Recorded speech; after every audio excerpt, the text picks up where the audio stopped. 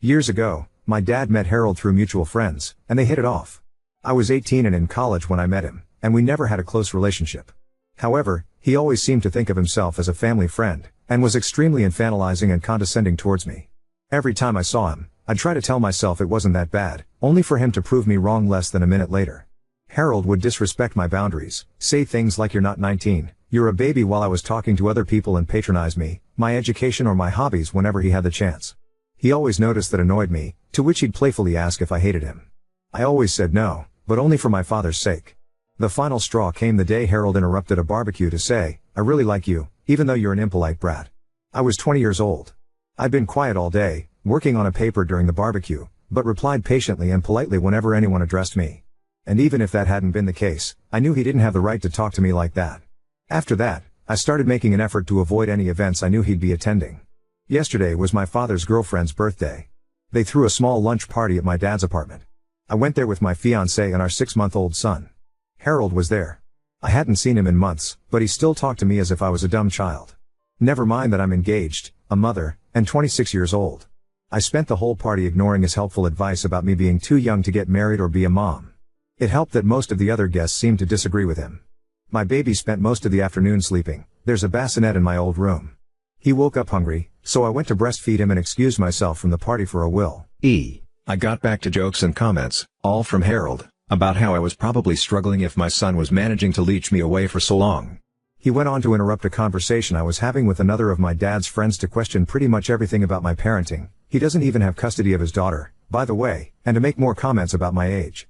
I decided I couldn't take it anymore after he asked if I'd thought about giving my baby up for adoption. I got my son and told my fiancée we were leaving. We said goodbye to everyone except Harold.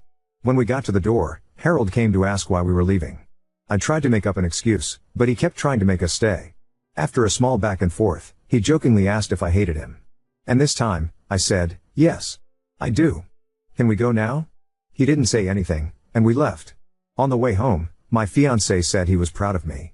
My father called this morning to say the opposite, and we had a small fight, but ultimately decided to drop the subject. I'm sure this isn't over, but if it keeps going, it won't be because of me. This is far from my proudest moment, and a small part of me regrets it, but I'm done with that guy. Edit, Jesus Christ Superstar, that's a lot of comments. To answer some common questions, I don't think Harold is in love with me.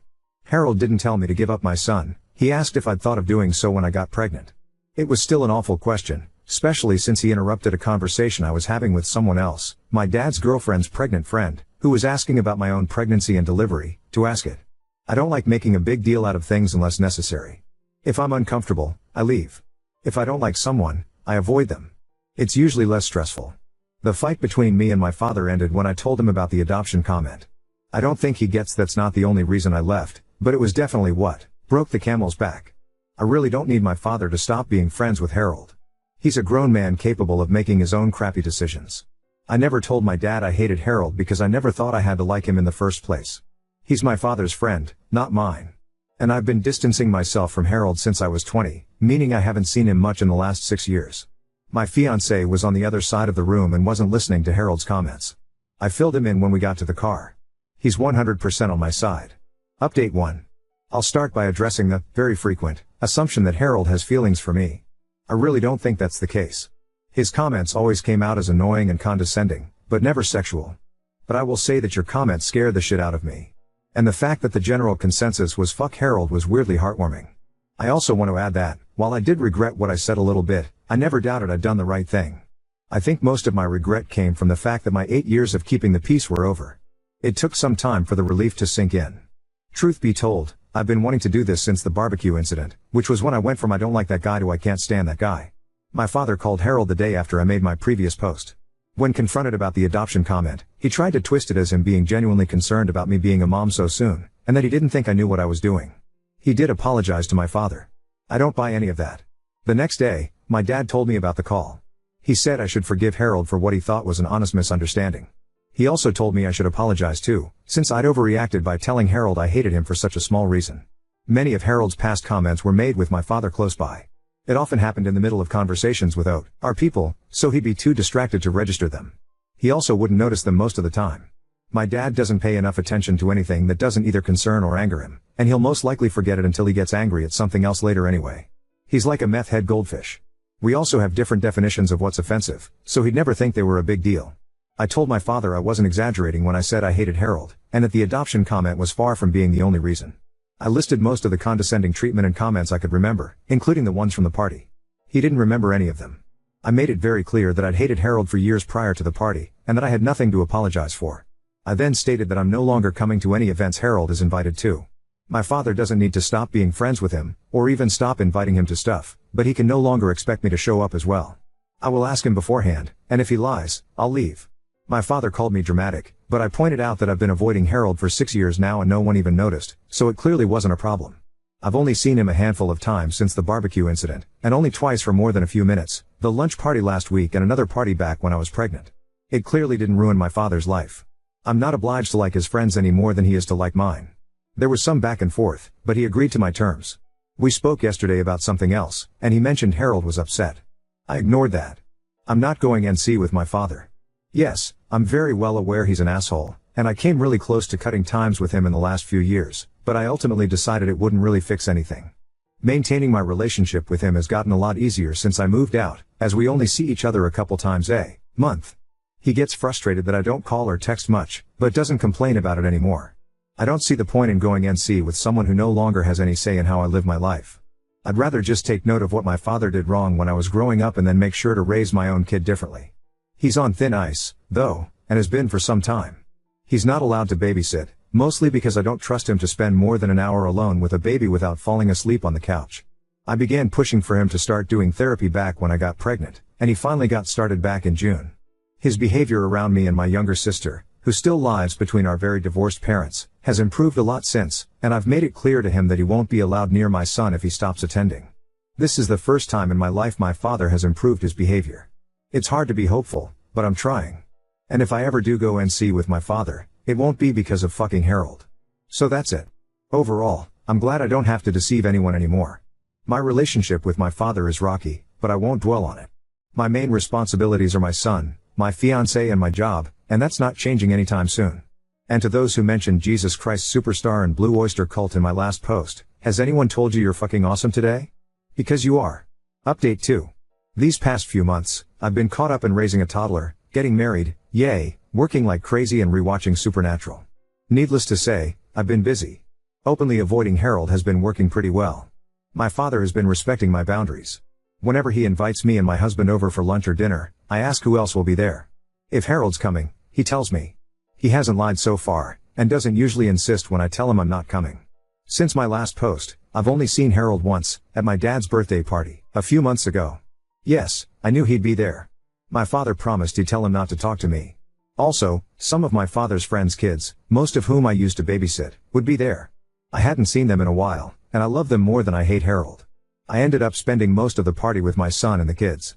Harold didn't talk to me at all, so I guess my father was true to his word. My husband and I did catch him staring at us a couple times, but I decided to ignore it. I caught my husband staring back once, and the walking marshmallow I married actually managed to look threatening. I love this man. You know who did talk to me? Harold's girlfriend.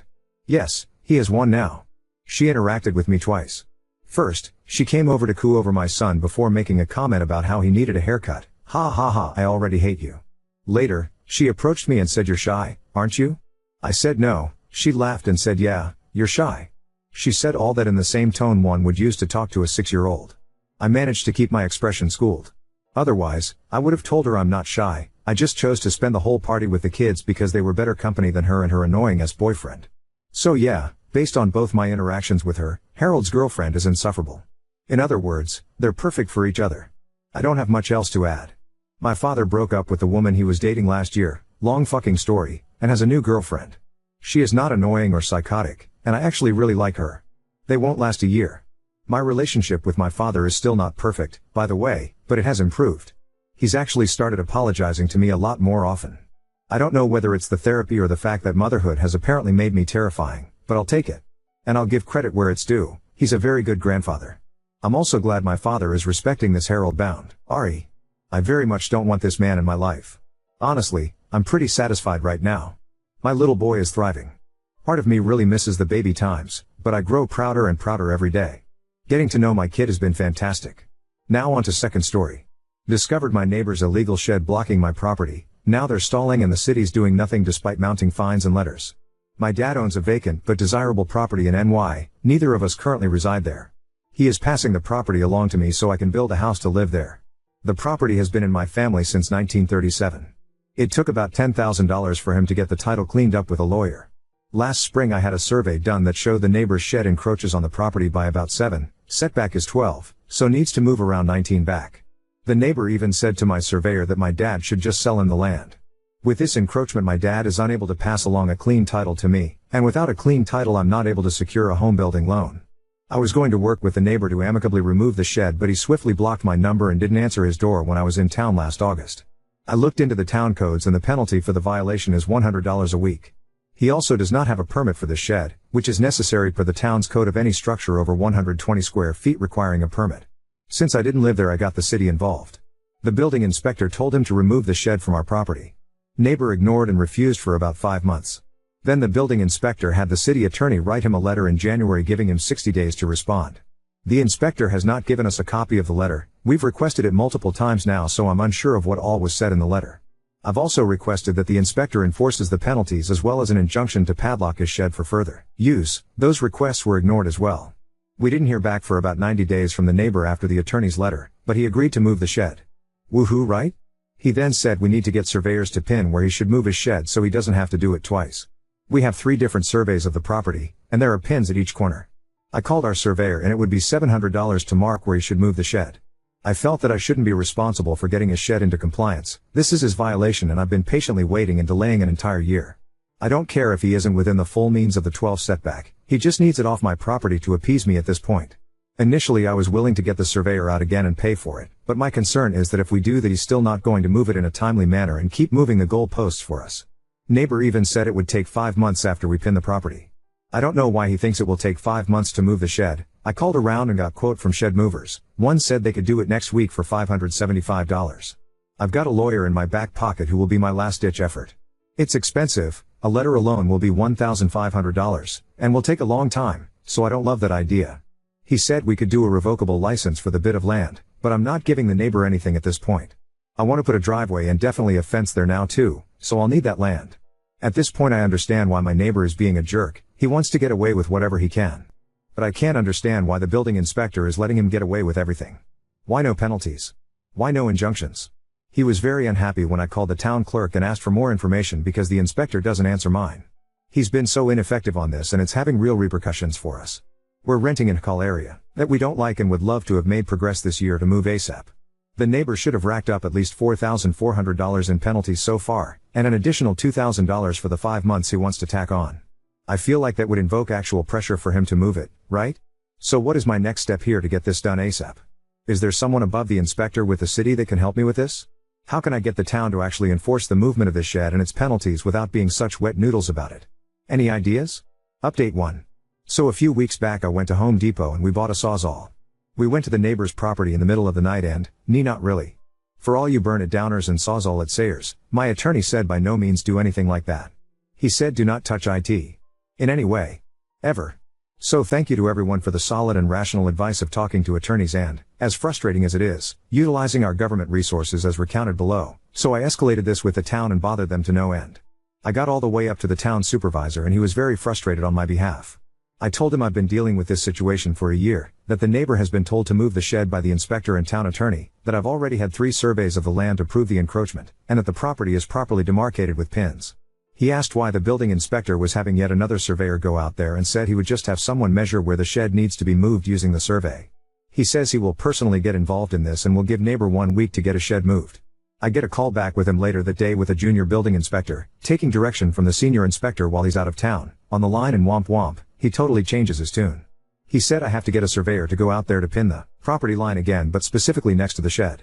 They could never answer me why it was my responsibility to pin a specific spot on my property for a shed that shouldn't exist there in the first place solely for the benefit of the neighbor figuring out how far back to move his shed to get it into compliance. I'm fuming now, and I also figured out that the senior inspector forgot that I had sent him the 3rd survey showing the encroachment in the spring, which should have began the penalty violations. He also didn't provide that to the neighbor who needed it and had been asking for it. He just thought I didn't provide the survey. Even the junior inspector was embarrassed and frustrated for his lack of help and thoroughness with my case. At this point I'm still adamant that I don't want to get another surveyor out there, it will just take too long. I talked to a lawyer that would be less expensive than a surveyor and pretty much said this was a slam dunk win that would enforce the removal ASAP. We're still trying to tread lightly though so we don't piss off my future home's building inspector too much with the threats of using an attorney, but we desperately need results. My dad's an engineer and comes up with an idea that we present to the junior inspector. We'll use the shed as the property line pin to mark the setback for the neighbor. The shed is shown on the survey and we can see where the property line crosses through the shed, so we just need to measure and mark those places IRL. It's stupidly simple and similar to an idea I mentioned months ago about measuring the setback from the shed, but they approved it. I used the survey's CAD files to set up the measurements for where to pin the property line and 6 setback lines. In my last post the setbacks were at 12 but changed at some point that month. Another piece of important information that the building inspector forgot to mention to me: when my dad and husband went out to go mark the shed using Lee of sight, they met up with the neighbor and he was so unbelievably nice. Mind you, we've all been blocked, ignored, had our no trespassing signs taken down, and been told in the past that we should just sell him the property. Now he's making friends with my husband, giving him a tour of his house, talking Scotch, sharing contractor info with him, etc. I'm baffled hearing this and don't trust it but welcome it for the moment. Then my husband tells me the neighbor's wife is rude to him and pissed that we didn't get the additional survey, didn't like that we were doing it this way, etc. The neighbor hushes her and she goes off to pout the rest of the day. My theory is that maybe the wife is the one doing all the blocking and snagging this up? The neighbor apparently had a heart attack earlier this year, so I wonder if she took over his communications. When this first started last year they mentioned that they tried to buy our property so their son could live on it. Apparently it's just her son, his stepson. I think she drove some of this conflict and he may be giving it up or just changing his tune after his heart attack. Ever since then he's been friendly toward us, which I'm relieved about. So after the pinning of the property line and marking the 6 setback, the building inspector approved our work and then gave the neighbor another month to get this scheduled with a mover and finally moved. After about a month and a half I didn't hear from the inspector, so we gave the town a call. It had been moved. We went forward with our final survey to confirm that our land is clear of encroachments. It's cleared, but neighbor only moved it 3.6 off the property line, short of the 6 setback. Woof. I got a letter today from the building inspector saying he passed it and the case is officially closed. I absolutely do not care that it's only 3.6 back instead of 6, I'm just glad he's off my land and can now move forward, but seriously? I don't know how this got approved, Ed, but I'm in awe of the incompetence of the inspector. I guess I'll just have to see what all I can get away with too. Anyways, that's my shed saga. Thanks for reading. After much back and forth, my dad, an engineer, suggested using the shed itself as a marker for the property line. Surprisingly, the junior inspector approved this. When my dad and husband marked the property line, the neighbor, once uncooperative, was suddenly friendly. After some delays, the shed was moved, though only 3.6 feet instead of the required 6 feet. Despite the inspector closing the case, I'm relieved it's off my land and can finally move forward, though baffled by the whole ordeal.